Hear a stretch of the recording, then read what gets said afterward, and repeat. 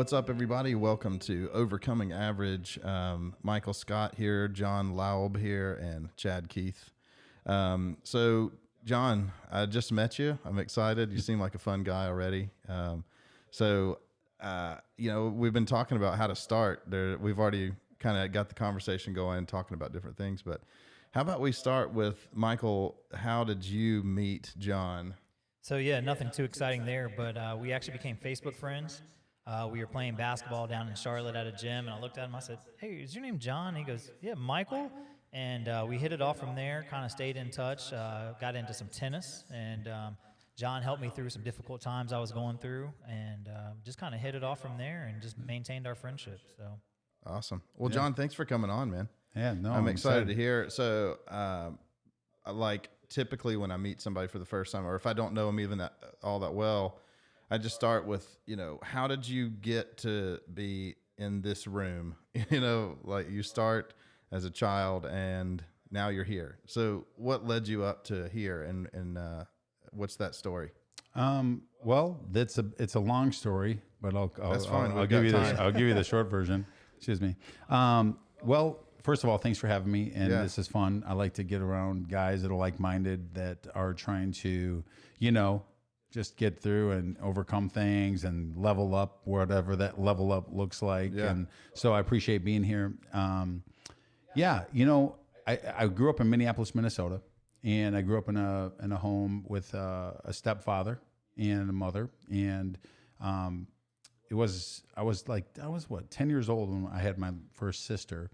But when my mom met my stepfather, I grew up with this guy who was, kind of just a, not really loving guy, an atheist, and just a different cat, right?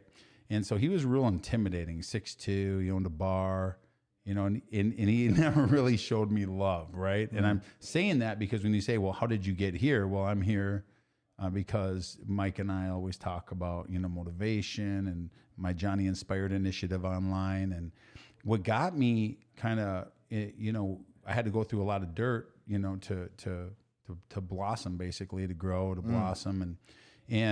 But I grew up in an environment where I was always scared. I was always fearful. I was a happy, young, chubby kid in elementary school. I got called fat ass so much I actually thought I had a big butt. But as everybody knows that plays sports with me, I have a flat butt. Yeah. I have a board back there. But nonetheless, I was called fat ass so much. And, I'm an elementary school kid just in my, my Scooby-Doo lunchbox, trying to get home, trying to meet the pretty girl, but, really didn't fit that. But I remember just being a kid that loved and wanted to love. And I had a great mom, and I had some great grandparents and the whole deal. But locked in this house with this guy, it was like this. He was rude and mean, and, he would talk down to me. And as I got older, he'd hit me or push me or poke me, and threaten me. And so I grew up in that environment. And so I grew up with this chip on my shoulder going into the middle of junior high. Junior high in Minnesota back then was 7th, 8th, and 9th grade. It wasn't like, middle school here. Yeah.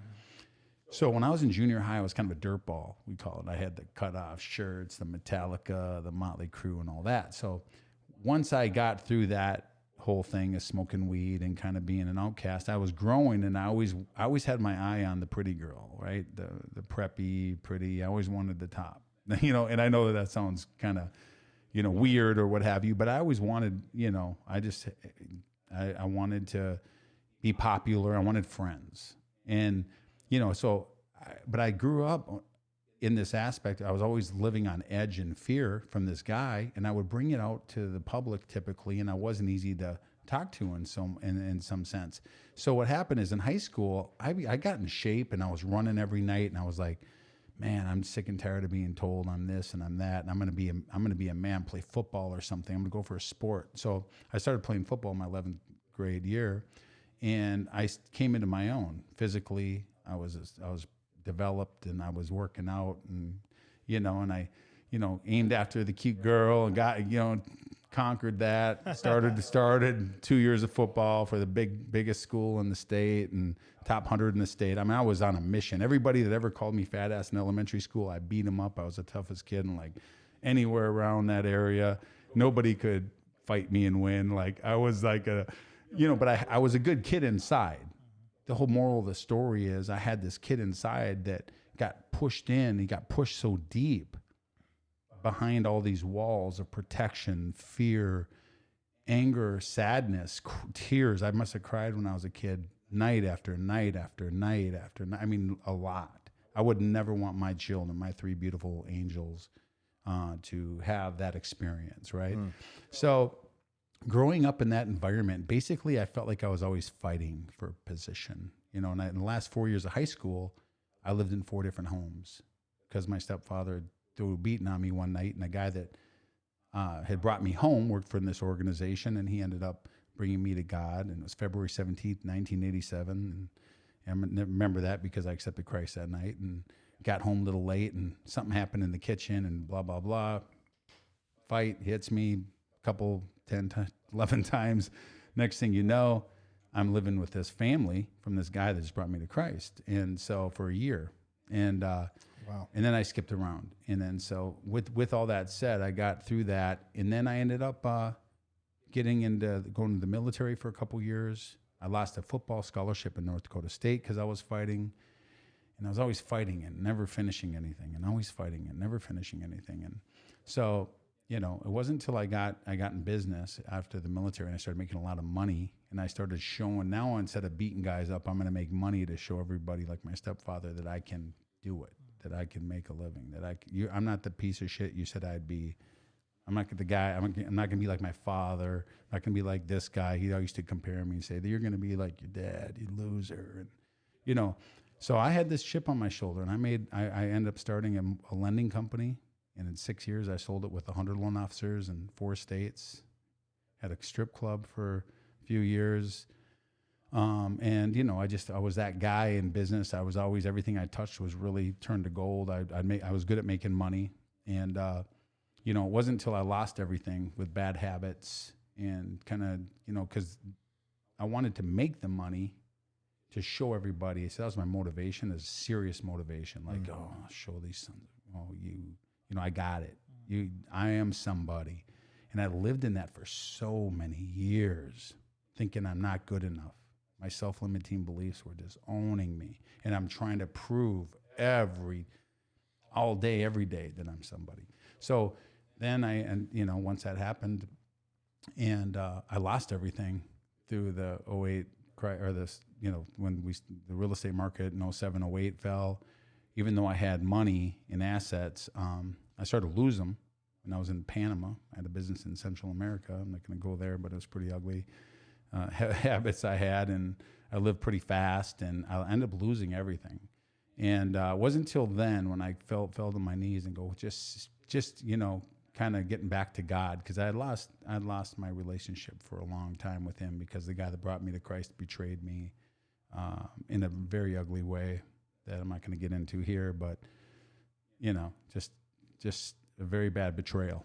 And he, and when that happened, I just, it was just one more person that I trusted that I shouldn't have trusted, and that hurt me. So I was always battling, like all of us do, right? Like so many people go through battles like this. I'm nothing. My story is my story. But what I love about the story is when I falling to my knees and falling to the ground and losing everything, I had no idea that I was gaining everything. I had no idea in that moment that I was like, what happened, And I had no idea until sitting in the seat, and this new Johnny Inspired, like my social media initiative about inspiring people.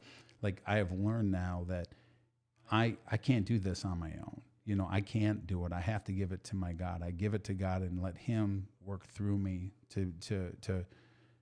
so that His light shines through me. So instead of me trying to use my ego and go make money and show you what I got and who I am and blah, blah, blah, and you don't care, but it's all about what's inside of me. So now I feel free. I feel excited. I have a beautiful relationship with my children and my wife. And I've been, she's my second wife. And, so I've been through a lot of struggle and strain in my first marriage. And so, yeah, things are good. And sitting here, I met people when I moved to Charlotte in 2010. I met a great group of guys, and I ended up meeting guys like Michael, and just grew great relationships. And And then I uncovered that I wanted to be a speaker and a coach and help people move through their self-limiting beliefs, move through their obstacles, and help them achieve in a way that is more about a balanced success than, oh, I'm going to make this money. It's about the money. Once I have the money, I can show what I got. I get the cool car, the cool house, and all that. That's not happiness. Happiness Right. is about balance. So you said a couple things I want to break down. A lot of the stuff you just said is based in what people think of you. Even so, or maybe, a person's interaction with you that determines your next step. Like even the betrayal you mentioned, it's like that betrayal changed your view of God. Correct? Is that what you're saying too? Like, yes, this human did something that made you feel a certain way. You're striving after money to prove to people that really have nothing to do with your life, right? Like that's what we do all the time is I want to make money or do this thing for this guy that I really don't even like, to say, man, he's really got it he's got it going on here. I want to dunk on this guy. I can't play basketball, both of you guys can't, but I in my dreams I could dunk. Yeah. I'm the only one that can dunk in this conversation. Yeah. A donut into a coffee on a regular basis. Right. I can do that kind of dunking. Oh, you all can? day. Oh, Yeah. I'm great at that dunking, but yeah, I just hear the echoes of I think what a lot of people struggle with, which is the human beings, other people, can dictate your entire outlook on your life, even in the perspective of God. Like the human betrays, and it's God's fault, right? Like he betrayed me, so now I'm frustrated at God, or I lost my job, so I'm frustrated at God, which is sort of crazy because I think about. I was just thinking about that verse. I can't recall it, but the Bible says that we're pressed, but we're not crushed. We're persecuted, but not abandoned. And more and more I'm seeing with motivational speaking, with books and stuff nowadays, there's just this reoccurring theme that's how you grow, is you get crushed. You get, I guess to use the Bible term, you get pressed, but not fully crushed. You get squeezed a little bit and it gets the juice out of you. So, what was it in those crushing moments? What was the time that made it flip for you? Like you got crushed enough to say, okay, I'm done. I'm going to change my ways and I'm going to get out of this habit. What were some of those specific moments where you had just had enough? Where people had pushed you too far or whatever, mentally it was too far? What crushed you to the point where you said, okay, I got to make a change? I was in, it's funny when you were talking about the betrayal I took from the guy that brought me to Christ. And when he did what he did in this moment, and I was stuck, like, and all I can hear him say is, God forgives me, you forgive me. God forgives me, you forgive me, please. And his family's in this house, and it was like, and I'm sitting there going, what the heck are you doing? And I guess I didn't. The enemy had, this is how the enemy works, and I'll just say is the devil, right? This is how he works. This is what he likes. This is separate. He wants doubt put into all of us, right? He wants us to separate from God with doubt. Oh man, did we really zap here? Oh my God, can you make the sun? Is this real? Like, yeah, why would there be so much pain in the world? Like, he just added more doubt. But I knew my heart was with him. And I always remember thinking to myself, it's not, he's human and he made a mistake, a horrible mistake. And I'm old enough, just turned 18, I was almost 18, and I was old enough to be man enough to check him and put him in the spot. Be like, you're about ready to lose your teeth, everything. Like, I'm Johnny, I'm the guy that nobody wants to fight in this area. And you're an old man, like you're about to lose your teeth. But I knew that he really and it all weighed on me because I loved the man. It was the first man I trusted. He gained my trust, man. He was amazing, his family and what they did for me and giving me their home and just making me feel like I'm loved. It was amazing. So I feel like it was right after I graduated high school, and then I ended up just leaving a week later on a Greyhound bus with my money, $650. I got my high school graduation party and took a Greyhound bus to California, and I sold cars on the ocean at Valstro, Ford, Lincoln, Mercury in Seaside, California. I ended up making 50 grand in a year, living large with a 26-year-old ID, you know, in the bars, having a good time. But I always loved God, and I always prayed, and he was always with me through the ride. But the enemy gave me that, and I used it as an excuse to live with, and I really couldn't separate ego from success. Like, you know, like being successful meant I got to have money, Right. and I got to have status. That's success. That's all I ever knew, right? Success is having money. Like, if, you know, that's when I became a mortgage banker. I was like, I don't have any college ed, but doctors, lawyers, bankers, you know, like that's in that sentence. Yeah. Right. But then we became this demonized industry, and the bankers, anybody could be a loan officer making quick money, got to Escalade. And, you know, but I was a good ethical banker, and I did a lot of business. I did $1 billion in mortgage loans my first 4 years, and it was incredible. Yeah. I was a philanthropist and did a lot of good, but I always had that ego going where I wanted to show. That's where the enemy had me. That's where the devil had me, in that money. So the turning point, to get to your question, was when I was in Panama. I had a business there, and it was failing, and I'm losing real estate here, and everything's falling. I couldn't borrow on any of my equity because the market, nobody was borrowing anything. It was a nightmare, and I couldn't get the company off the ground in Panama. It's a bunch of corrupt business there. I was just like, whoa, you know. And I'm partners with Roberto Duran, the famous Panamanian boxer, as my buddy. I just inducted him in the Hall of Fame last year in June, to the Atlantic City Hall of Fame. I did a speech, and I still couldn't navigate the business world because of how criminal it was as far as trying to get things done in the media business. And so with that said, is when I was doing so much cocaine, and I was living wrong in my marriage, and I was just, you know, I just kept falling into this euphoria where this I can escape and this will make me happy. And it doesn't. Coming off of a heavy drug is depression. Daily, it's scary. I remember being in church with sunglasses on and crying, like my eyes out, trying not to make a noise, but tears just flowing under my sunglasses because I could see families there, and I'm losing my marriage in the States, and everything was falling apart. And I'd be praying to God, and I would, I had a 9mm and nickel-plated 9, and I'd play with it, and threaten myself. And it was scary. It was just a very dark space for me. And a lot of people don't know that. And I, finally one night I went out.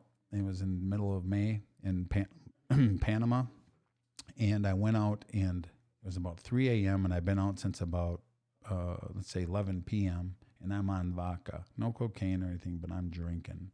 And I just found out my ex-wife was doing something with somebody, and I'm gonna kill people. I'm mad, and I'm just done. And I went out with some guys, and all of a sudden I get in a fight with a bouncer in a bar, in Panama, and it's in Cali, Uruguay, which means it's a street where all the bars are. It's packed, all these cool clubs, and there's 2 military cops on every corner. They're in green. They've got they got the pistols, not cops, but military police. So I went down, I got in a fight, and then the next bouncer came to me, and I grabbed him, and I pushed him into a glass door, and the whole door broke. It was like a 7-foot door. It's like, oh my God. So all the cops came, and I took care of these guys, right? And I walked down, and it starts to rain, and here comes the police to arrest me. And so I went up to the one cop, I'm like, no, me go home, me go to mi casa, it's no problemo, it's all good, I'm fine, ciao. And I'm like not gonna take any arrest. And all of a sudden, the cop goes up to me, and I kind of push his hand away, and he pulls his gun out, and he puts it up, and I go, really? So I grabbed his wrist, I walked up to him fast, and he's like, this, he's got his hand out, and I grabbed his wrist, and I poked the gun up against my chest, and it's cocked 6-shot, I go, shoot me. And I called them I'm not going to say the names. I called them in Spanish. I go, kill me, shoot, kill. And this is what I'm doing, right? You want a moment? So I end up squeezing his wrist, getting the gun out, hitting him, stomping on his arm, broke his arm, and then the fight starts. I fight the rest of the other 7 cops, and I fight them, and I'm fighting them hard, and they got their billy clubs out, and I'm taking it from them and punching them and throwing them, and I look like King Kong in there, these guys, because they're smaller. And they finally get me down, hit me a couple times in the back of the head with a billy club, opened the back of my head up pretty good. And I went to the ground, and I'm like, okay, you got me. Well, then they took me to this, not to jail, but to this bar. They had this open area, and they hung me up on this thing with my wrists cuffed. And I'm sitting on there, and I want to fight them. And I'm lost in the moment. Like, they're going to kill me. They're macing me. They used about 2 bottles of mace on my eyes, and it was dripping down. My privates were burning, my legs, my chest. My eyes got immune to where I could see, and they're pouring water in my eyes, and they've got a knife to my neck, and they're threatening me, and they want $20,000 because they're showing me the X-ray of and I'm sitting there, I'm looking out this garage door at this forest, because there's a rainforest in Panama City, and I'm thinking I'm gonna end up, they're gonna kill me. They just may kill me. And this is how it ends. And I could remember thinking, I wish I could call my son Colton. I wish I could cry right now. I don't want to do that. But I remember thinking, wow. And so finally Roberto Duran finds me at 8 a.m. the next day, and they kind of and handed me a good beating for about 5 hours. And Duran finds me. He's the Panamanian boxer, 6-time world champion, 4 weight classes. He's icon. Huh? Yeah, icon. Yeah, he's it. He finds me, and he goes, mi familia, and I'll never forget hearing that voice. And I go, oh my God, thank God he's here. So anyway, took me to the hospital. He's crying, I'm crying. I'm trying to figure out, it just was a mess. Here I am. That was when I said, wow. I just went through tears. I went through a reckoning with myself and my grandma, who I was real close to, the next day, Monday. And I had taken about 10 showers because of the mace. And they was going to fly home to see my grandma, who my aunt said was dying in the hospital. They're going to read her rights. And I was very close with her. She was my trusted person in life. And so my ex-partner gets me a ticket. I have no money, and I fly home. And they almost stopped the flight because everyone's eyes were everyone was itching in first class. But it was that mace coming out from my tears, yeah. And I had been through 10 showers. It was serious, man. So needless to say, we get through that, and all of a sudden, going home and seeing her, and then there was a miracle that happened, that I sold the equipment I had in the media business to get rid of the debt I had in Panama to leave the country. It was incredible how the buyers came out of nowhere. And I could just sense God wanted me out of there. And I went home. And then I, moved to North Carolina, and I got in the water, got baptized. And that was it was a process to come out of that, But the moment was sitting on that bar with knives to my neck, mace in my eyes. I'm thinking, I'm fighting this devil, and it's me. Yeah. So do you think... You had to get broken, basically, is what you're saying. You had to get to the point of brokenness. Yeah. Do you think that has to happen for everybody? Is there a different level of brokenness for everybody? 100%. I think so many people are broken. We're all broken. Sure. We all have a relationship that we think about, something you're holding on to, one thing you're holding on to, right? That doesn't serve you. That somebody that maybe you're thinking about already is long past what you're thinking about. Could have been as young as a child. It could have been a parent. It could have been a wife or a girlfriend or somebody broke your heart. And you feel like I'm never going to do this again because I touched that stove and it was hot. So now my hand will never touch the stove again. It's a brokenness that we can't live free and walk into something new and fresh with no self-limiting beliefs, no pain, no worry about what's next, but freely walk into something with open arms, open hands, not walking up like this. I better watch myself in case this girl, like, you know, is this how you're going to receive your new girl? Because you're so sad about the ex. Is this how you're going to receive a new position in life? But you don't know if you can trust them. But no, you got to open your hands up. You got to trust.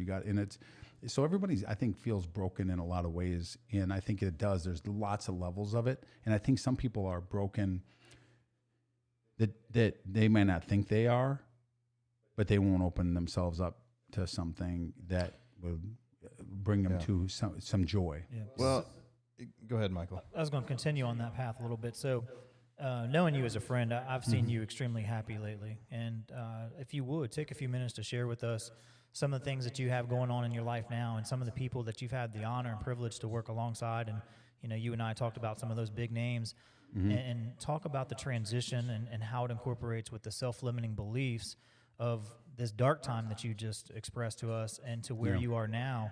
And not to put words in your mouth, but I think a lot of it is who we surround ourselves with and the company that we keep. And just talk about a little bit about that transition from that dark time to where you're at now. Yeah, 100%. And, you know, I think we got, you know, when I had every, you know, drug dealer on my speed dial doing drugs during all the money days and prove you wrong days, and you change that up.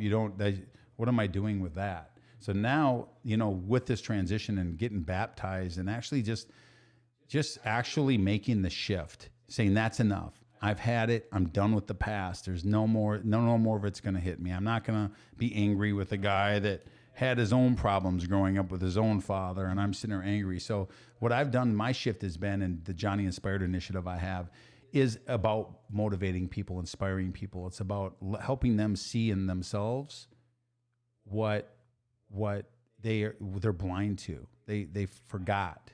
They forgot that seed that they had planted in their heart, or that God planted in their heart. And it's got buried so deep, they're not even watering it. They don't even worry about it.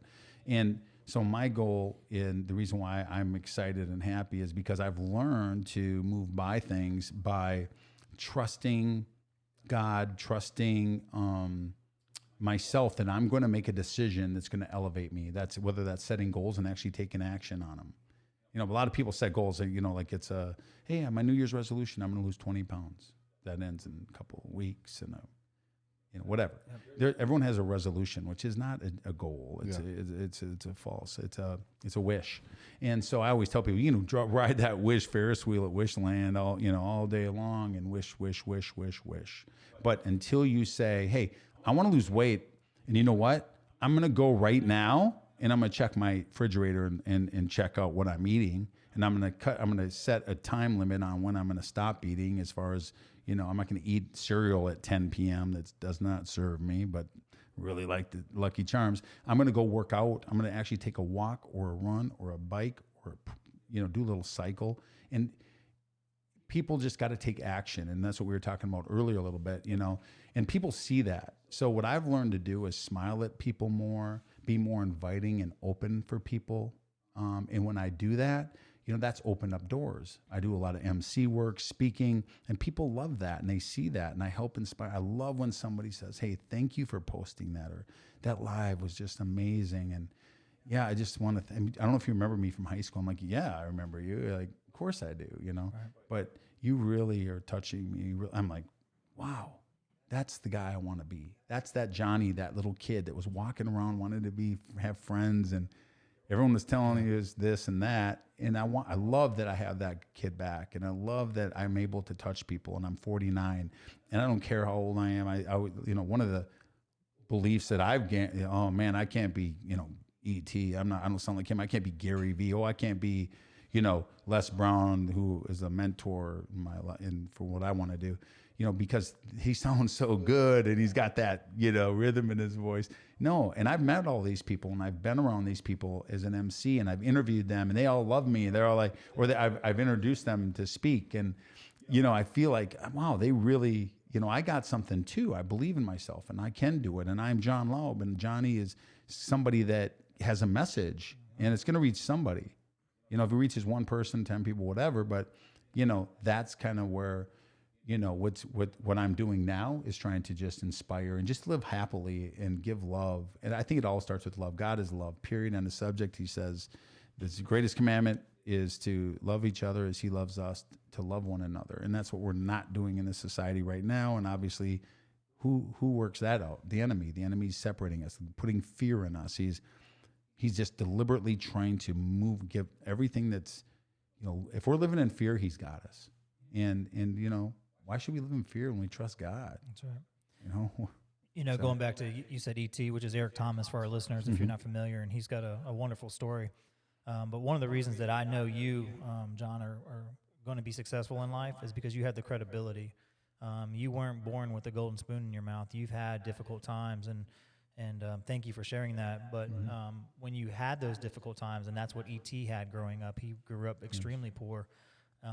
But to make the decision, like you said, to take action and not just say, hey, I want to do this or I want to do that, that's what you're currently doing, and that's hopefully a message that our listeners will take away. So, again, thank you for sharing, and that's why I know you're going to be successful, because you have the credibility to back up what you're saying. You're not like saying, hey, everybody just needs to be happy. No, you've been in dark times, and you've overcome that, and has to be admired for sure. Thank you. Yeah, so I want to go back to talking about sort of the breaking point.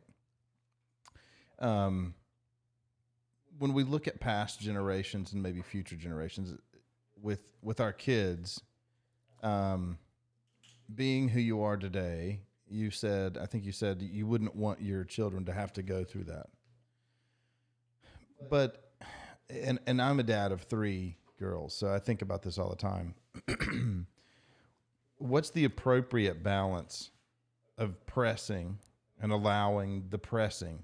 Michael's about to have a kid. And, I think hopefully anybody that listens to this gets inspired and learns and maybe questions or whatever. But how do we pass that forward to where our kids get the best out of life? I would like to say that I'd like my kids to not suffer. But I think it's part of life, and it's an essential part of life. But what's that balance? Like, how do we help them to have, I guess for me, it'd be nice if my children had an not so bad breaking point. Like they finally break down and change their life when, somebody calls them a name at school and they say, you know what, I've had enough. I'm going to, instead of like getting down in the dumps and doing drugs and hanging out with the slumlords and that sort of thing. So how do we pass that on, to our kids, for Michael's kid? Like, how do we raise those kids to say, learn the lesson without having to go through the crushing? I think setting our kids up for success I have a quote, a Johnny inspired quote that says, be the spiritual hero in your child's life. Be the spiritual hero. It doesn't say, be Superman. It doesn't say, guard them from every wrong thing. It's be the spiritual hero. I think by you having the Bible open and your kids seeing you, by you praying over your children and grabbing their hands and loving on them, and as their father,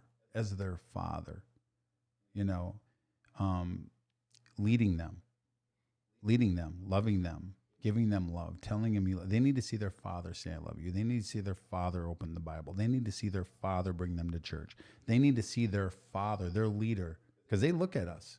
My kids are all teenagers, or my Colton's 21.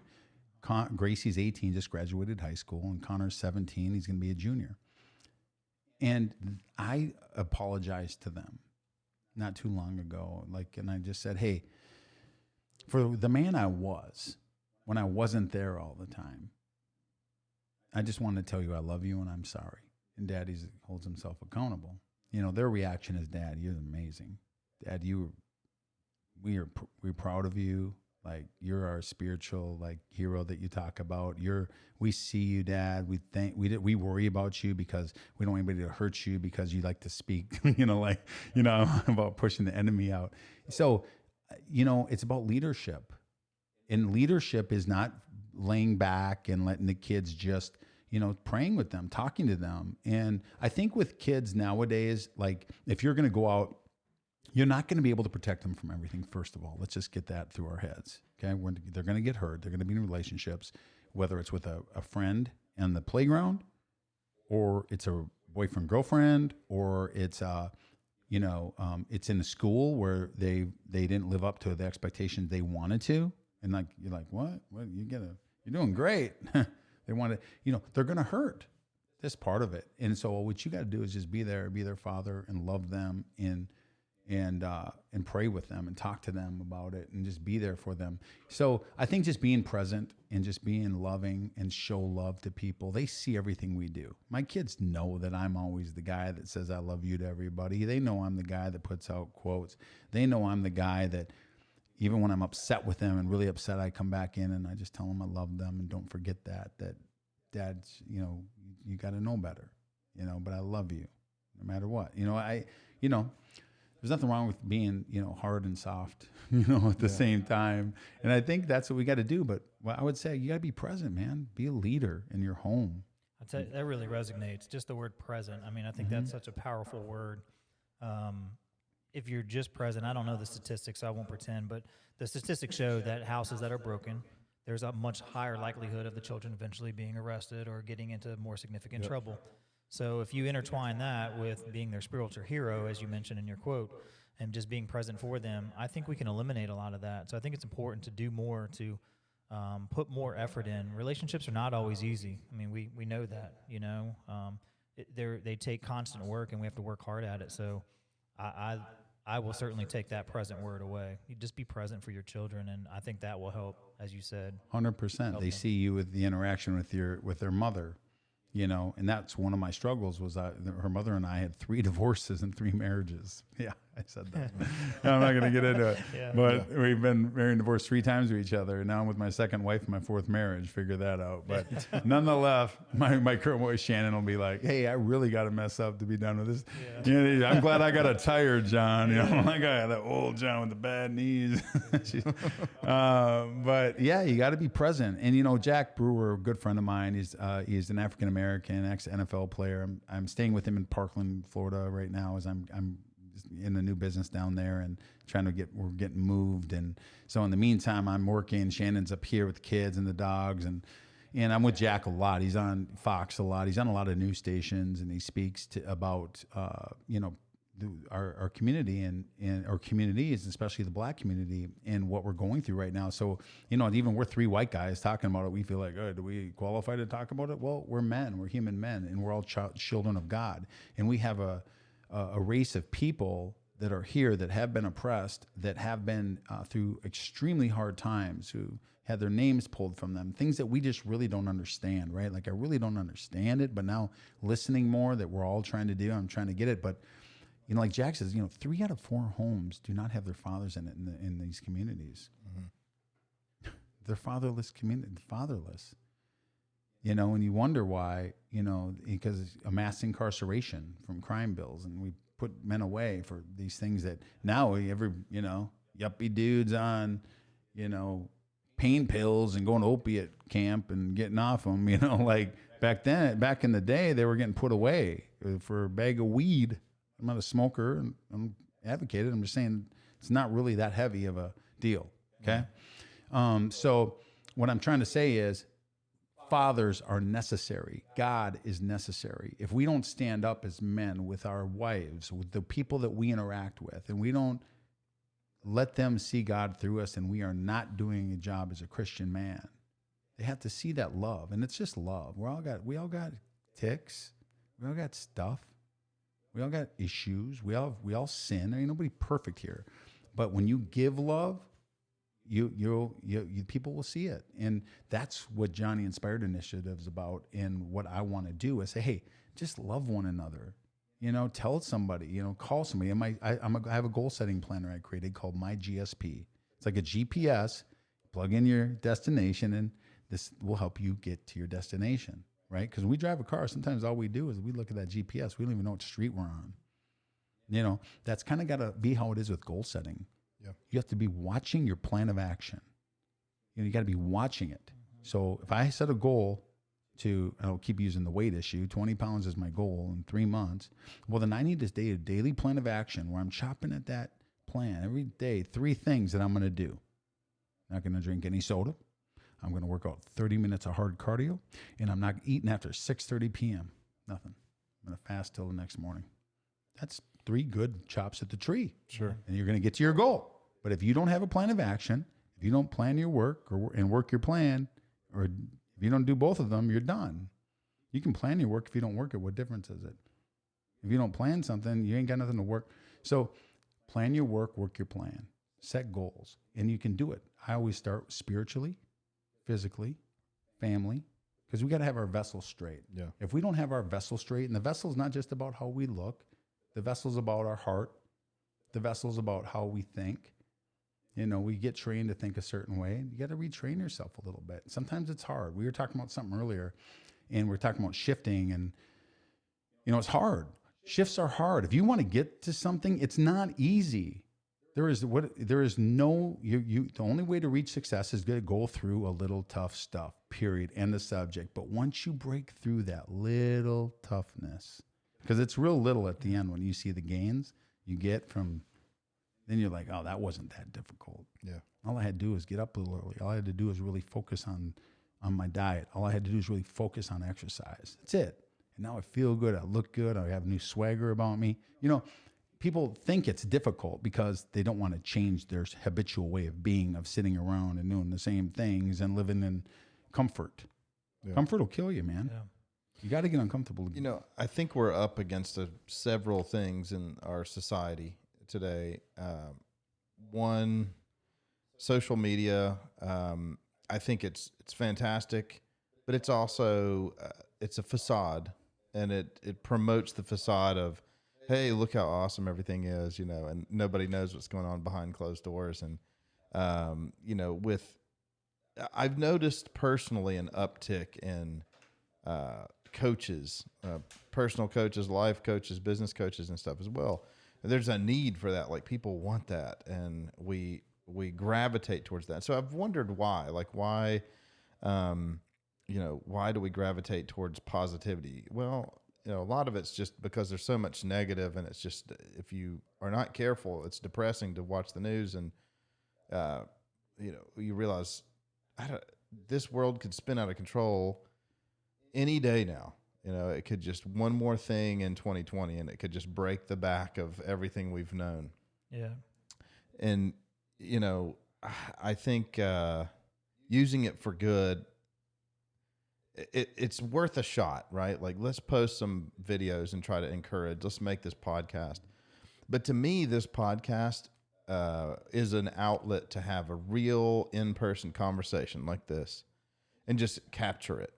Because some of the best moments in my life in the past few years have been with great people, not reading a tweet or a Facebook comment or a post or something, but like talking to somebody in person, face to face, about an issue, and even a struggle, like even hey, I don't agree with you, but let's arm wrestle on this thing a little bit, and then maybe we'll get to something. With it, you pick the topic. It doesn't matter. And in 2020, with whether it's the coronavirus, should we wear a mask or not, or Black Lives Matter, or politics, or church, or whatever, anything is a hot topic. I feel like nowadays, because people, going back to the social media, have the digital courage to just slam people for asking a question. Oh, what an idiot. Why don't you Google that? Like, it's just like, there's so many people that are just rude because they don't have to face the person. But there's also so many other motivational people that I know. Obviously, they won't go named, but the people that I know that you think, man, their Instagram is so hyped up and their life is a disaster. And when you meet with them in person, they're depressing to be around. And I there's something inside of me that wants to go to them and say, hey, we know you're fake. We know you're a phony. Okay, what's wrong? Can I help you? Can I buy you a cup of coffee? That's good.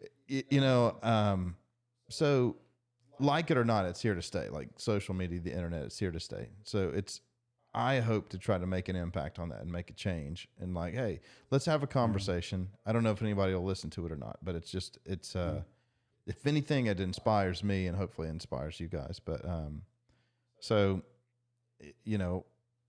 I'll jump in there for a second. I think exactly what you're saying.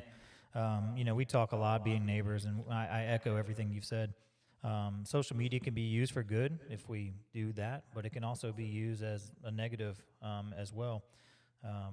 Relating social media with the news, they're out for the ratings. What gets the ratings? Sensationalism. So they don't talk about the feel-good stories because there's not as much conversation about that. But things that can be divisive or, again, really appeal to our senses and not necessarily in a good way, they talk about that. But if we would just get outside, and the more that if you're out in the public and you see people, and like you said, you smile at people more, just have a conversation with people, I think we would slowly but surely realize our differences is not as great as we think. Yeah. We are a lot more similar than we realize, and we're in this together. There's a lot of bad things going on in our country right now, a lot of divisiveness. But if you evaluate our country compared to other countries, there's no other country I'd want to live in. I mean, this is the land of opportunity, and I'm thankful to be part of this country. Well, and I'll add to that, this is the best time in history to live in any part of the world. I mean, there's starvation. I don't know the numbers, but starvation has just plummeted down. Mm-hmm. We're feeding the world. People can communicate. I mean, in our lifetime, we had to pay for long distance calls when we were a kid. So if you had a girlfriend that lived a couple hours away, you'd have to pay to talk to the person. We don't have to do. That's a simple thing that we take for granted now that our grandparents had to struggle with. I am a big proponent of the individual. Like, people like to group, and our youth pastor spoke at church on Sunday, and he was talking about how people identify in these different groups, and one of them is people identify as an American above even their if they're people of faith, they put it above their Christianity, their walk with Christ. They're like, well, I'm an American, and it's like, I think that's a good thing. I'm an American also. But as we start to break down the individual, we're just a bunch of different groups stacked on top of each other. I'm Chad. I am born in Charlotte, so that makes me the minority here, even though this is the city that we're in. Right. I am from the South. I am white. I was homeschooled. I do IT for a living, and that's who I am. I could tell you were homeschooled. Yeah, no, I'm joking. I'm kidding. I don't know if that's good or bad, right? No, so it's one of those things where homeschool is very popular now, by the way. I know, of course it is. And it's mandated. So but, it just goes back to the individual. Like, you can throw out, well, the reason I can't get that job is because fill in the blank. I'm too short. I'm too dumb. I didn't get the opportunity to, I didn't get picked for the basketball team. Like, any of us could list a bunch of reasons why we can't, why I couldn't. But that doesn't help anybody. What helps is, hey, I pushed beyond this thing, this ailment that I maybe had. I mean, I think there's something crazy about seeing the people who are on their deathbed with cancer, with permanent, they're in a wheelchair for the rest of their life, and they're just so happy for some reason. And I don't know, there's something about that, going back to that pressing and the crushing, where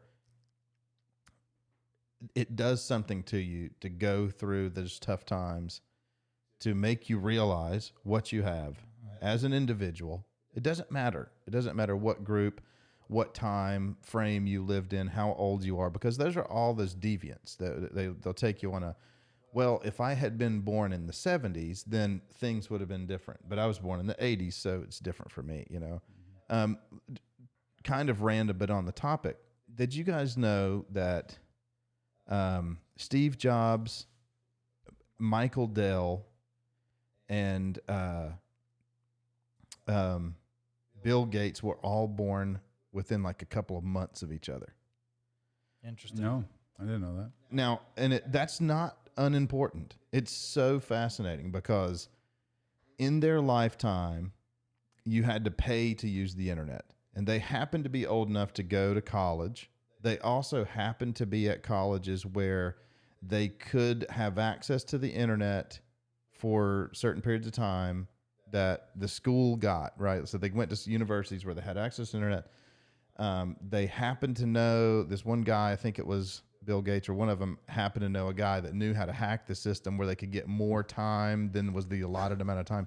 So literally there was a handful of people and they had more access to the internet in that period of time when no one else in the world could. And it just, you can see where that leads. And what are the odds? Steve Jobs, Bill Gates, and Michael Dell. It's fascinating. It is. So you could say, well, if I had been born then, I would have invented Apple, or not. Yeah. And I think it goes both ways. It's for positive things. You could say, well, look what they did with that opportunity. They took the opportunity and they turned it into something that was literally world changing. And then you can kind of flip it around and these people that have some sort of worldviews that, in my opinion, are destructive think, well, if I had a chance to run in the world this way, it'd be better this time. And it's like, well, what makes you so special? So I think it's dangerous to look at yourself on that platform and say like, well, I could have done things better, even though as an individual, we do need to strive for something better, something that's that next step, or try a little bit, even with the ailments or the good, bad, and the ugly that each of us individually has. So I'll get off my soapbox, but no, that was great. And one of the words you said that really resonated just now is opportunity. Again, there is opportunity for us, and you say that people think, well, if I'd been born during that time, would I have had that opportunity? Yeah.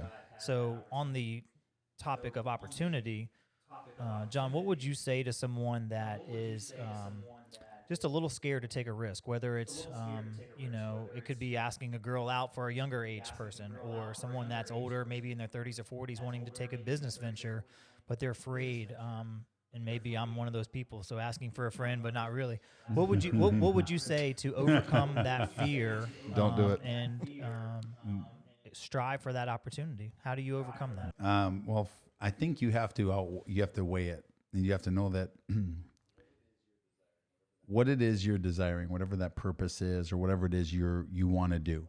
Okay, your love for it, or your need or want, or your must-have for it has to be greater and stronger than the fear that comes up when so you got to want it so bad that, hey, you might be scared to do something or to take action on the first step, but you have to look at that goal, that purpose, and go, man, that's you got to want it.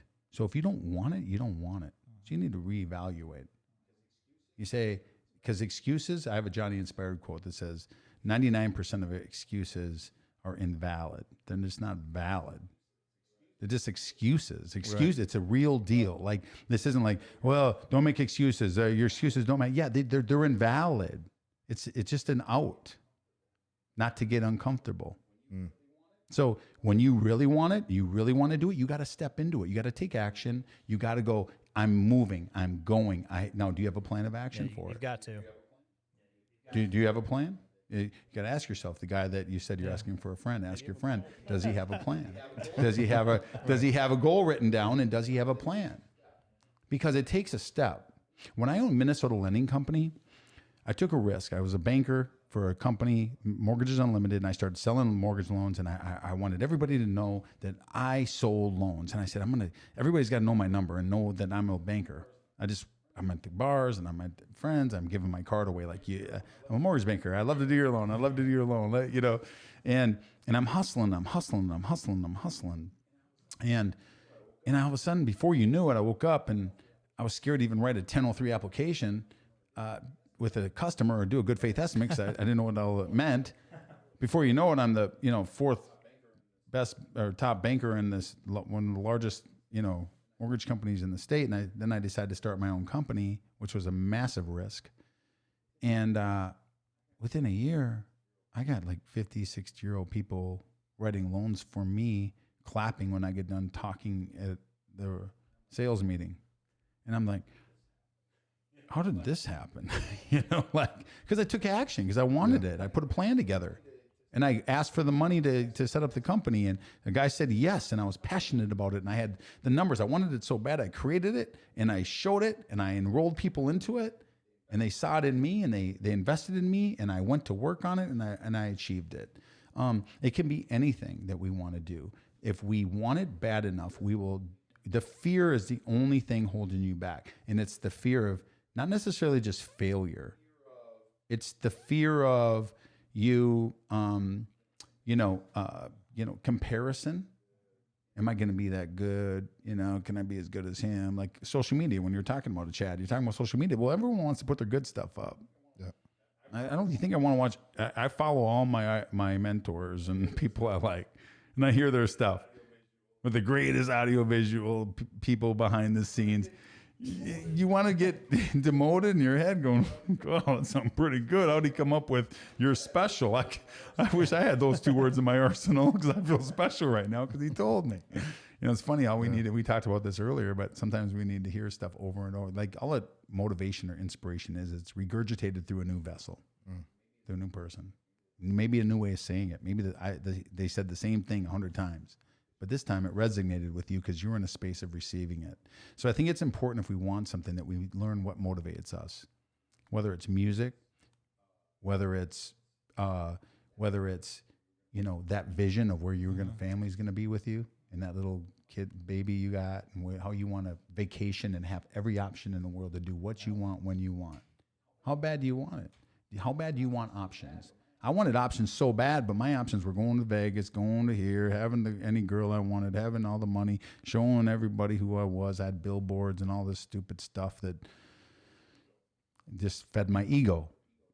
Remember, ego just edges God out. EGO, edge God out. That's what our egos do. The hardest lesson I've been learning, and up to now, because I've been in tears lately. I've struggled with giving it to God. And saying, man, I got to give it to him. He'll bless you when you give it to him. And that's when we're going to live our best life. Ask God, is this something that you want me to do? Can I use this platform for you?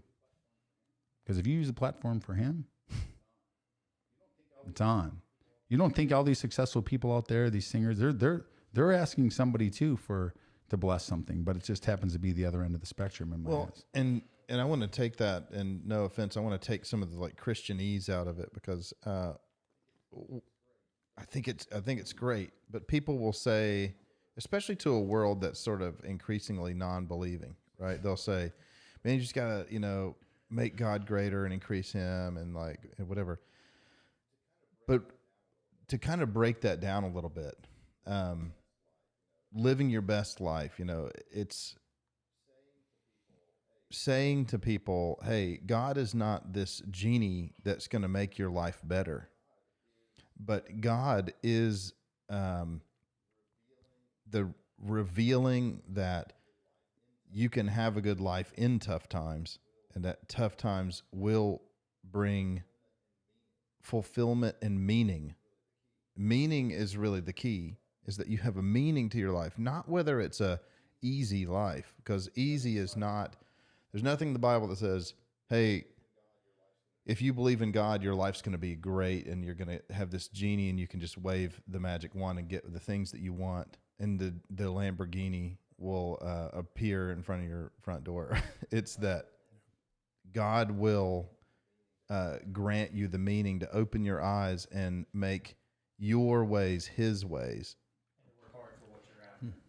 Yeah. And it's so there's more to it than, there's a lot more depth there, in the language. So I have so much I want to say. Say it, man. This is what we're here to say. I'll touch on the part where you said that He doesn't make things easy for you. He certainly does not. And that goes back to what you said, our passion for things has to outweigh our fear, and our belief has to remain strong. Also along the lines of easy, happiness can be defined in so many different ways, right? Like you said, I got the money, and so some people, Gary Vee, I'll throw his name out there again. Gary Vee says that happiness for some people is making $35,000, $40,000 a year, going home playing Xbox, and they're the happiest people in the world. That's happiness for them. Others, they may make $500,000 a year, but be miserable because they're not doing something they're passionate about, as you as you said. They're doing things just for the show. So I think at the end of the day, we have to find things that make us happy and that we enjoy, we're passionate about, and therefore it will become easy because it's not a job. It's what we enjoy and want to be doing. And I said this the other day on a podcast. I need to find the philosopher who said this, but it basically said you can't take anything away from a man who's content. If you're content, what else is there? It doesn't matter the dollar amount, the wife, the kids, the house. None of that stuff matters. If you're content, you can be content in a shack, and you've made it, right? So I think going back to like when you say like give it to God, that's what it means, is saying I'm content with that meaning that God has brought to my life, that purpose. So yeah, I've been thinking about this too, like in the podcast. Like I want to ask you guys, what's something today that you're struggling with that you need to find meaning to, something that you need to change and better yourself in? Yeah, I mean, I can tell you right now that you can only pick one. No, well, here's the deal. Like, let me just give you this. Let me give you this deal real quick here. It says when you're talking about it, it opens me up because I'm telling, like you kept saying, well, if you really are passionate about what you want, and you're really passionate. Hey, I'm a passionate guy. Would you agree, Mike? You've known me a while. Very. Do I motivate you? Absolutely. In the last couple of years, have I made you smile? Do I come off as a happy person? Absolutely. Absolutely. I've been going through potential divorce. My wife and I were separated, dealing with alcoholism. I've lost 2 businesses, dumped $180,000 in one, it crushed the other one, and my wife has gone through nothing but struggle, and us together, it was absolutely horrifying and tearful, and spent Christmas with Lauren Daigle's "I Will Rescue You" playing over and over on the speaker of my house, crying on my floor on Christmas. If you want me to be vulnerable on your podcast. So I get it. Like but you know who's got me through it all? That's why I give him the glory, is him. And the biggest lesson he's taught me, because my wife is sober. We're together. I lost the businesses, but I'm good. I'm good. I'm good. You're definitely on the right track. I'm good. I can You know see why? it. Because God has shown me that I have wanted do everything my way. In this season I've been in the last 2-3 years has been struggle, because I'm going after what I want. We keep using the word I. Focus. Don't get me wrong. When I'm talking about achieving something, are you doing it for yourself? Are you doing it for the glory of God? By you doing this, you're elevating yourself so that you shine brighter, so that you give more of yourself to your kids, to the Lord, to this world. I think it's about, it's not like, oh yeah, well, I want to start a club and make a lot of money, so I'm going to set my goals and plan. I've done that. I've made money. Guys, I've been on the top of the food chain and met stars, and like I have seen a lot, and I've met a lot of NFL players, and I have relationships with these people. No matter, even when I was back doing the bad stuff, they like me because they like me, my heart, and who I am and who I become, and they mention it. Right. Man, I don't have the money, but I'm shining bigger than ever because I'm giving it to Him, because I'm in my Bible every day, because I'm praying every day, because I'm trying to sink the word in my soul so that He gives me the strength. And the biggest transition I've made, and I'll knock this off, was I have been trying so hard to do it my way.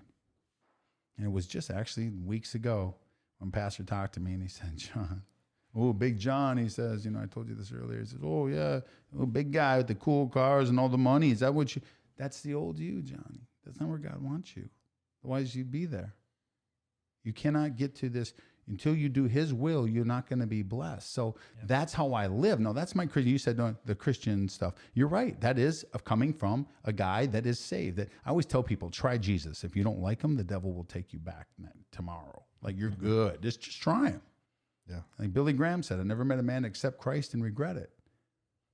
And until I learned that, I told you this earlier too, the Psalm 16:5, it says, Lord, you alone are my portion and my cup. You make my lot secure. It doesn't say John makes his lot secure. He has our lot secure.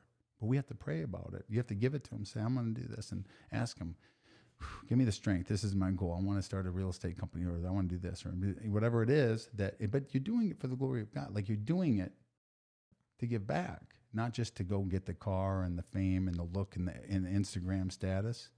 I'm not going to sell my soul to the devil any longer. Like, I did that.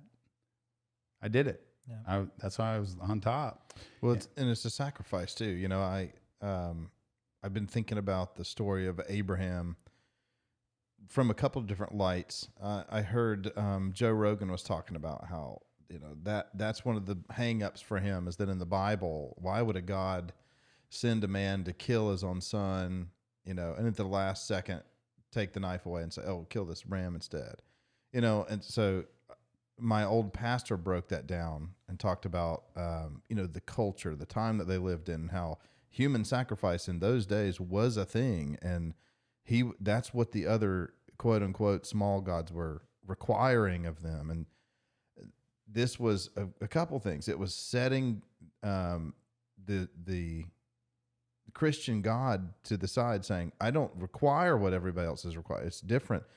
But I also heard from Jordan Peterson this week on a podcast when he talked about this biblical series of Abraham, that the reflection, the image there is that sometimes you have to sacrifice the thing you love the most to become the man that you were meant to be.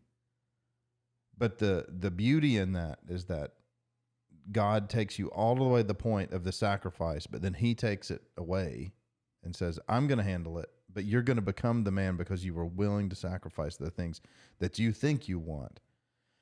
And so I just think that really struck home for me this week with, you know, those stories are so deep, even today. Like, I mean, how long ago was that story, you know, and it still has just a profound heaviness. And, but to go back to that question, so what's something that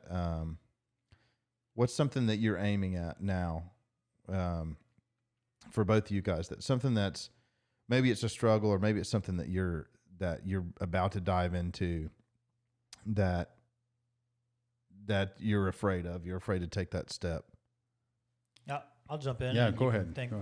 For me, it's easy. You know, I was saying for my friend, and Heather and I have this goal, and I won't even say it's a dream because it has to be a goal in order to make it a reality.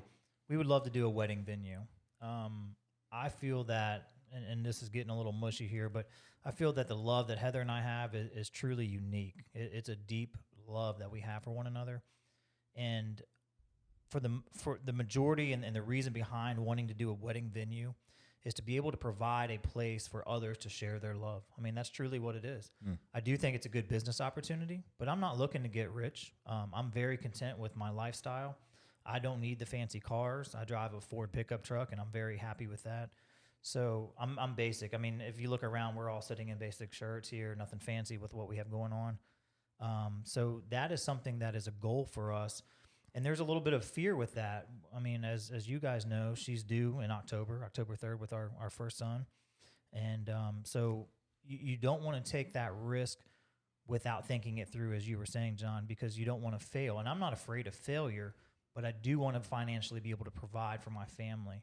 And that's important. So with real estate, I want to continue to do that for the years to come. But if I could also incorporate a wedding venue into kind of our arsenal, so to say, I would love to do that. So I've got to we've put some plans together, getting that plan of action, as you mentioned. We've got to dig a little deeper and just make sure that it is a good decision. And it relates directly with the real estate that I do. Its location is everything. You can't just pop up a wedding venue anywhere and say, hey, here's our wedding venue, come to it. Mm-hmm. It's got to be strategically placed and strategically thought out. So that's something that we're dealing with, I won't say battling with, but something that we're trying to overcome to do. And I want to encourage you on that for a second, because just what you've laid out, it already takes courage. Like, some people are too afraid to be creative. They don't even want to think of the idea. There's a lot of mentally lazy people in the world now that they're like, I don't even want to think about this business venture or even verbalize it, because if I do, then I'll feel like I've failed because I never, went through with it or whatever. So I commend you for being creative. You've talked to me about that business venture before, but the planning, that also takes a little, that's scared, and it's work. It's hard work. And if you're afraid of work, you're not going to want to go home and get out a spreadsheet and count the cost, and think, is this worth doing? So I commend you on doing that. And I think whatever you work out, you'll make a great decision. Thanks. So. Yeah, I appreciate it. And to us, it's just, again, kind of dotting I's, crossing T's, and getting a true plan together to make sure that financially for the future of our family, that it's sound. So and I think one of the things that is important to do, especially with something like that, you mentioned right in the beginning of it, hey, we have a love that I feel is unique and special. So having your mission statement or your purpose written out of why are you doing it? We're not doing it for the money. You already said that. You're not, could be a financial nice thing, but your goal, I'm assuming, is so other people can get this love, so you can express your love through this vision, and so they can marry in a spot with this type of, feeling. Is that right? Or absolutely. Yeah. I mean, I couldn't have said it better myself. Well, that's a good purpose. That's a good mission statement, and I think when you start with that, and once again, what are you doing? You're creating a heart for two people to meet, to come to one. You're creating, what a God gift, what a nice, whether it's spiritually led or not, it's pretty, that union is the most important thing for a couple. The day they unite, and they're going to be having a preacher there, I'm assuming, and they're going to be having the Bible open. They're going to be somebody to do a reading. So by that, that's a special thing. And I think it could be really, really amazing if you, based on how you, why you said you wanted to do it. Because your love is strong. So I think that's great. But put that purpose and that mission in front of you at all times, because that will lead you. Yeah. That will get you past the fears. To bring closure to that, we talk again a lot about the positive podcast we listen to, and going back to the people you've worked with Gary V, E.T., Les Brown. What do they do in life? They provide value to others. And I think going back to the wedding venue to incorporate the two, that's what I want to do. I want to be able to provide value to others to where others can benefit from it and have lifelong memories, literally, to share. And if Heather and I could provide a atmosphere and a venue for that, to just be a small part of their big day, that would be pretty awesome. Well, it sounds like you're going to create a big part of their big day, which is great, because it starts with love. And I know that sounds weird, but we need to love, man. We need to show it. We need to, push it out of us to other people so that they can feel it. So I think that's great. I mean, I really do. Cool. To go to your question, I'm not really fearful of anything anymore. Tell us a little bit about what you're working on now, some of the big stuff. Well, I'm working on, getting my speaking business off the ground, my goal setting planner to be an e-planner as well, so that when I'm coaching Zoom or what have you, it can be put out. And I'm not quite finished with the curriculum yet in it, but I have an idea of what I need to do.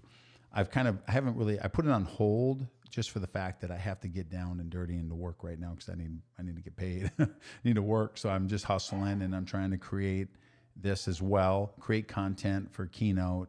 I'm always in creation for my Johnny Inspired and my Living Out Loud content, where Living Out Loud, my wife and I want to do a YouTube channel where, we do podcasts as well. And how can our listeners tune into that, by the way?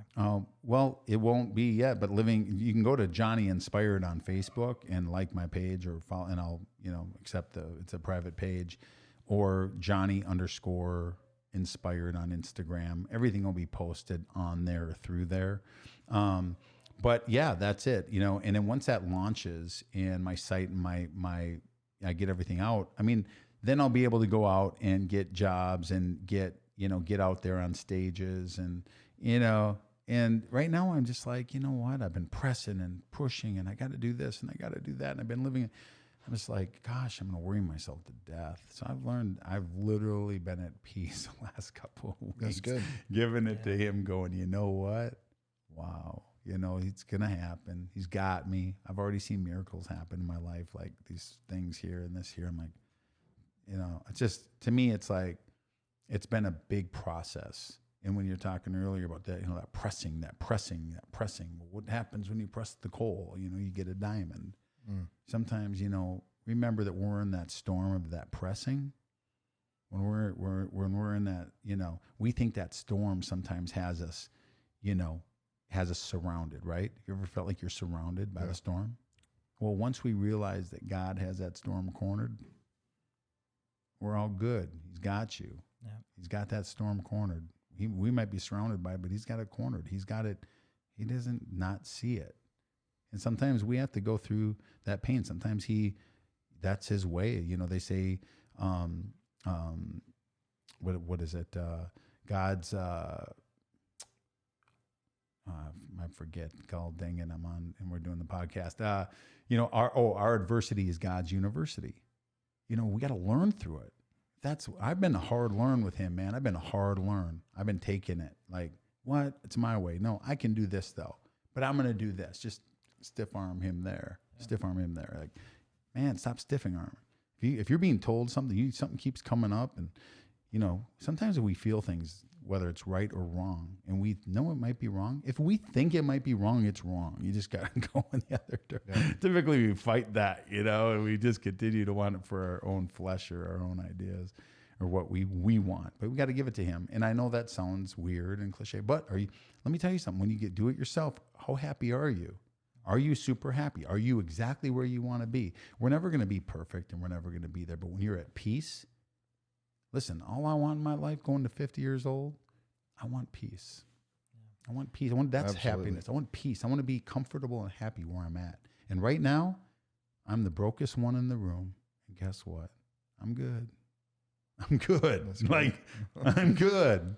And I'm hoping to inspire people and talk. I was on the beach the other day doing a live video in the morning at 6 a.m. I want to see the sun come up in Delray. So I went to the beach, Deerfield Beach, and I'm walking. And I decided to do a live video for 30 minutes. And I touched like 4 or 5 people that reached out to me that needed to hear what I was saying. It's awesome. Yeah. And it was just, and I'm good. That's where I'm at. And if that's the walk I'm on, and I just switched their outlook out. Yeah. So kind of piggybacking, you commended me for taking that first risk, and I'll do the same with you. Not that you're taking a risk necessarily or planning, but you've seen dark times and you were able to maintain your faith through it all. So number one, you should be commended for that. But number two, going back to what you were saying off of biblical talk, the other part of that is like you were able to maintain your faith, but B, you've just put one foot in front of the other and you kept going. You didn't let anything or anybody hold you down. So I think you're to be commended for that. I feel like you've asked all the questions tonight, so you've asked us those questions. So I'm gonna throw it back at you. What is something that either now or in the past maybe that you have dealt with, struggled with, or contemplated that you're trying to overcome? Whether it may not be a fear, but something that's been on your mind and that you want to work on. Well, one of them is this podcast. I mean, I kind of started podcasting a long time ago, and then I was like, I'm just gonna do this, and I kind of prepped myself. I'm a planner, and I prepped myself for the negativity, the positivity of this, because I knew, as soon as I started the podcast, I got like, another podcast, and what's it about? How's it different? And I don't care what it is. It could come from people that have the best intentions, but it just kind of is a little stab, like, you're gonna waste your time. So the podcast has been great for me to finish things. I've always been a terrible finisher, and like. I honestly would never guess that about you. Yeah, I mean, you seem very persistent on things. Well, thank you, and I'm practicing that. Yeah. And I'll tell you, this is a really exact example. So. I was coming up with, when I started my company, I was just writing blogs and stuff, and I did this series called See Through Your Eyes, like IZE. And I had realize and optimize and all these things that ended in eyes. And the one that I didn't do was finalize. Oh, that is hilarious. I did all of them except for the blog on finalizing something. And isn't that ironic? Yes. I just didn't ever do it. But so through that, going back to the taking action thing, I learned so much about that. One, I'm terrible at writing. It takes me so long, and I write forever, and I have to be undistracted for hours to write a small blog. And then when I send it to my wife, she rips it to shreds and tells me how it needs to be edited for another 10 hours. But the part of me, my being, is just like, just put it out there, So I get frustrated. I'm fine. I'll just put it, post it with spelling errors and all that stuff.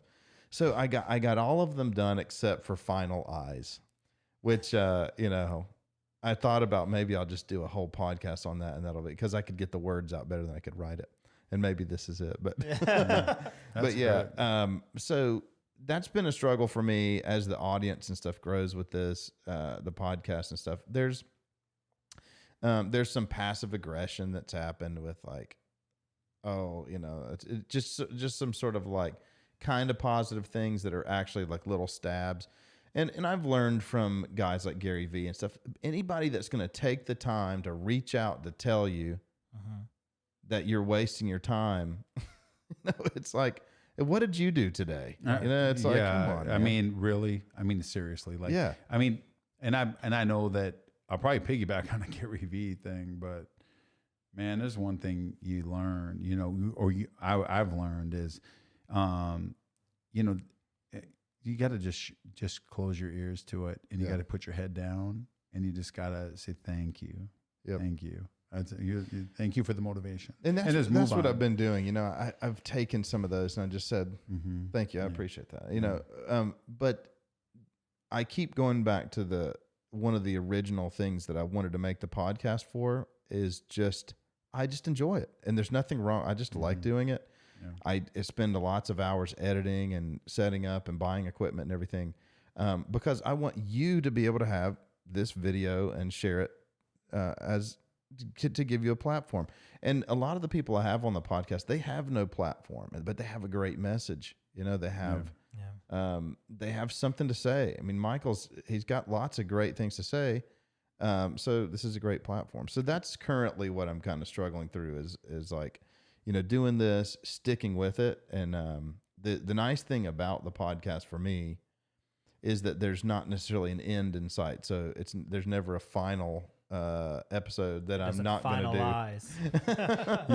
You gotta have title one of yours, Finalize. Yeah. Oh, I will. I mean, that's pretty good. But I do want to say that, hey, my impression is like just coming in here, coming to see. I thought me and Michael were just going to sit in front of his laptop in his house and talk real estate. No, you know what I mean? And talk a little motivation, mortgage banking, whatever you wanted from that aspect. I didn't know we were coming here, and I walk in and I'm like, he's set up. He's got the deal. You're doing a great job. I love the equipment. I love the setup. I love the way you talk, the way you listen. You're doing it, man. So just live on that, man. Like, serious. Like, well, I appreciate stay with that. You're doing it, man. Yeah. I'm going to piggyback on Gary Vee too for a second. He said, have you ever seen Michael Jordan criticize somebody on Instagram or something? No, he's the GOAT. So anyone that's taking the time to criticize, they're not at the highest echelon either. There's a reason why. And we sometimes magnify, like you said, I sent it to my wife and she rips it apart. Those are your words. Right? Well, maybe she just like, you brought it to her for a reason. And I think feedback is important for us to grow. It's important for us to get my wife taught me this in her yoga practicing. She says, when we give feedback, it's good. It's like, well, here's what was working on your podcast today, Chad. And here's what wasn't working for me. And you go, oh, okay. Well, but when you do it, like when people come and say what was working and what wasn't, like, but I get into the space too, is somebody that's just doing it, that's working. What's not working is, getting in your head about it. I love this word, level up. And I actually talked to Michael earlier.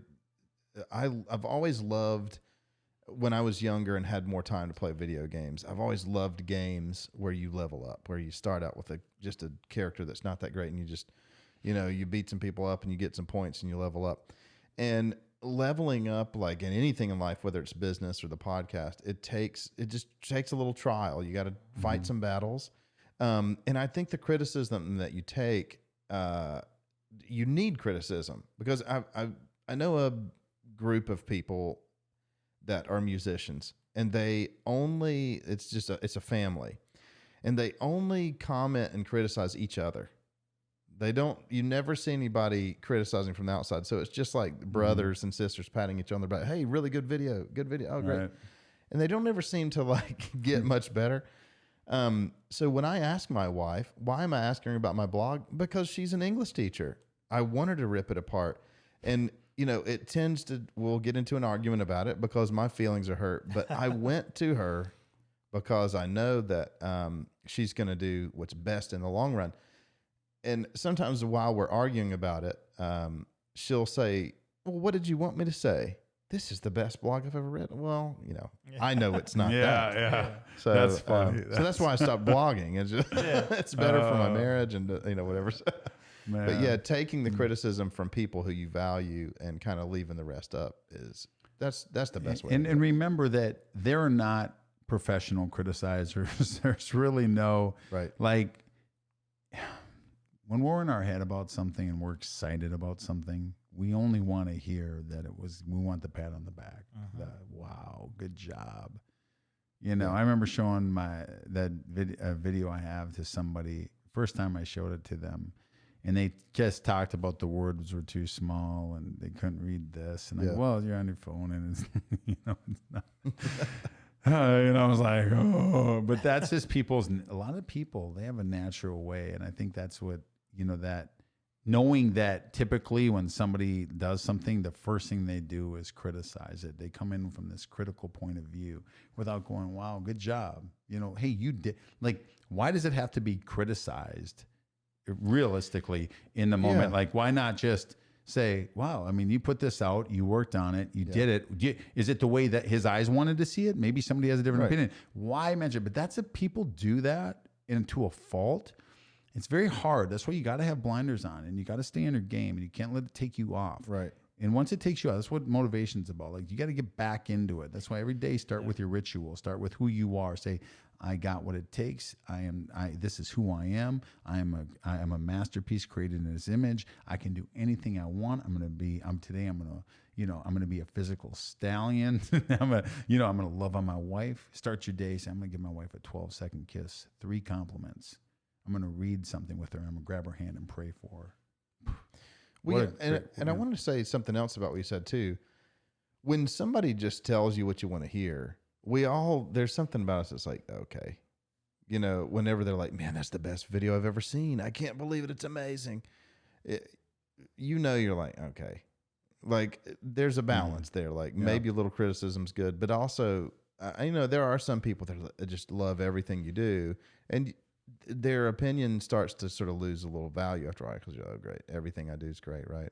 So, yeah, I think it just takes wisdom. I think that's why, going back to bring Gary Vee up again, he just talks about, like, not listening to the good or the bad. Like, don't get too pumped up when somebody's pumping you up, and don't get too crushed when somebody's pressing on you a little bit. Just do what you're doing. And if you really believe in it, just kind of keep the course, stay aimed at your target, keep moving, and because that's your target. It has nothing to do with them. I mean, of course, we need some of those outside opinions. I think from loved ones or from people that, obviously my wife's an English teacher. I'm going to take her advice on writing a paper, things like that. Like you're wise about who you listen to. And then passing things off that you're not good at, saying, hey, you know what? In the Gary Vee model, like, the D-Rock, I'm going to just walk around and film it. Gary Vee admits he's not good at the technology stuff and the filming and all that. Pass it off to somebody else. One of the guys I had on my podcast a couple weeks ago, he walked into the room. I mean, the guy runs a radio show, but he's intimidated by cameras and speakers and lights and stuff. That like freaks him out. But the guy is so deep in the Word and in the Bible, like, you can't touch the guy. He's the 1 minute apologist. He's the man. So he, he's but yeah, he doesn't 1080 what, like, right. You know what I mean? So take advice with wisdom, I guess. I think it's important too to say, hey, I value your feedback. Would you like? I think languaging is important. Yeah. I think when somebody asks me something, one of the things I've learned to do, my buddy Andrew taught me this, you're not sure what they're asking you for. Yeah. I'm going to applaud anybody taking action for their dream. Period. Good job. I think good job. You produce something. Yep. Good job. It's okay. Yep. Now, then if they're looking at you like they may want feedback, I say, would you like me to give you any feedback, or are you asking me for feedback, or do you want or even when somebody's venting with you, would you like me to respond, or do you just need my ear? Ask that question. Sometimes we just go, well, you know what you should, maybe they just need you to hear them. So I think, and I know this goes off on kind of a little different topic, or subject, but the point is I think we're just caught up with reactions, and people are so like, oh, yeah, you got to do this, right? You got to learn to do this, or that's not good enough there. Or, it's like, just shut up. Like if you ain't got nothing nice to say, don't say it. Because I came to you excited and want to show you this new thing, and you just brought popped my balloon. But people, that's what they do, man. We're living in a cynical world. We're living in a world of, everybody's comparing themselves. And like you said earlier about Instagram and everything, everyone's showing their best life. Yeah. My wife and I did a Living Out Loud, like just a video on Facebook, and we're real. Like we talked about it. Like we were separated. It was scary.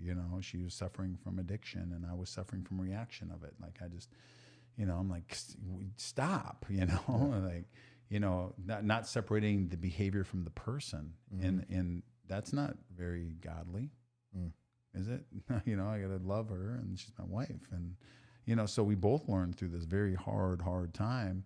But we got to be open for that. We got to be in position and go, you know what? I slept on it, and I got to apologize, humble yourself, and then come in a new direction. And that's the same thing when we get off our goals and we get off things that we're focused on. So we got to regroup. It's okay. Every day is a clean sheet of paper. And you know what? Tonight, right now, we have we can go take action for tomorrow. Like, what am I going to do tomorrow? Write it down. And you check every one of those suckers off tomorrow, because you're on a mission to level up. You're on a mission to bring yourself to another place that, I like to help people from where they're at to be that bridge to where they want to be, just by encouragement with tools, some tools they can use, encourage them through the process, and help them understand when something's coming at them. Typically, it's a belief that's limiting them. They need to change that belief, and you'll only change that belief by putting the right thoughts in your mind, by thinking the right way, by putting the right stuff in there and changing that. And it's once we do that, we start thinking differently, start acting differently, and then we start believing in ourselves again. And so, but it's a process, because we've been training ourselves for so long. Yeah, I'm going to steal this from my neighbor, Weston Arnson, who's he was talking about, it starts with, and I think he got it out of a book, but your thought leads to a feeling, your feeling leads to an action, and your action gives you some sort of a result. So it always starts, and so I asked him, I said, okay, well, let me break that down. Like, what if your feeling is a little bit different, but he was saying it goes right back to the way you thought about that. Like, I can think about this situation a little bit different that will make me feel different, which will make me take a different action and get a different result. Well, let me piggyback on that real quick. So let's say I got to go. Let's say I leave here. All right, guys, I'll see you later. I got to go pack for the deal with the wife and blah, blah, whatever. Or what if I said, hey, guys, I get to go pack. Got a big day tomorrow. I get to see my wife. I'll see you later. I mean, that just switching that up. Yeah. I got to I get to. And that's the type of stuff that, like, even in my curriculum, is we have to change our languaging. I get to.